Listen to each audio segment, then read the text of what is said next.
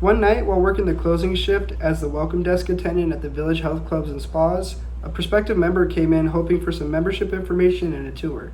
Typically, when this would happen, my duty was to greet them warmly, have them fill out a membership information card, and contact the membership representative on duty. Unfortunately, on this night, the membership rep on duty also happened to be the manager on duty, and they were attending to other matters on the basketball court, and I couldn't get a hold of them. I was also the only person on shift since it was somewhat late at night, so I couldn't leave the desk to go look for them. This left the person stuck waiting for upwards of 15 minutes, and they approached the desk fairly angry that they hadn't been attended to. I had to really think on my feet in this situation since I had never been in this position before, especially as the only person on shift. And I did the best I could to mitigate the situation by giving them the information that I did have at the front desk on membership, amenities, tennis leagues, and personal training options.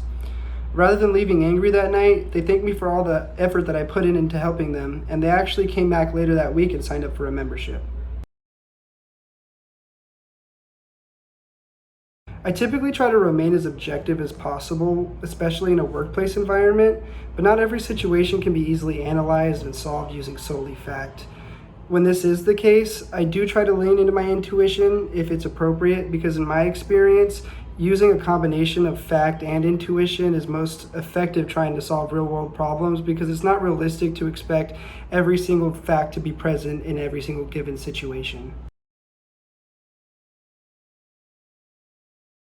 The most complex project that I've ever taken on was certainly being a campaign intern for Kate Brophy McGee's state senatorial campaign in 2020. I had a pretty extensive set of duties ranging everything from making literature cards and handing them out door to door with information on candidates and upcoming bills. I was cold calling candidates in hopes to garner any votes we could, and I was writing postcards and mailing them out hoping that we could get any extra edge in the election.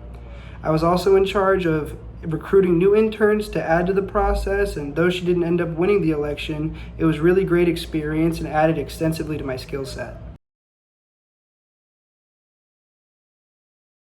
In my opinion, one of the most significant and pressing challenges towards society in the next decade or so is the proper and moral integration of artificial intelligence, or AI, into society. With the rapid growth of this technology in the last decade or so, it's becoming more and more clear that we're going to see technology in the near future that we had never imagined to be possible. And with this in mind, it's important that we integrate this technology into society in a way that's beneficial towards humanity and ethical. Another pressing issue that I see us attacking in the next decade or so is the immoral labor practices of major corporations. Despite the stigma surrounding this kind of labor practice, many of the biggest corporations in the world continue to outsource their labor to countries where regulations are not tight so that they can pay unlivable wages towards their workers to increase their profit margin. When I'm working on a boring or unappealing job, what I try to do is remind myself that in doing something that I'm uncomfortable doing, I'm growing and my skill set is growing, and it's going to benefit me in future endeavors.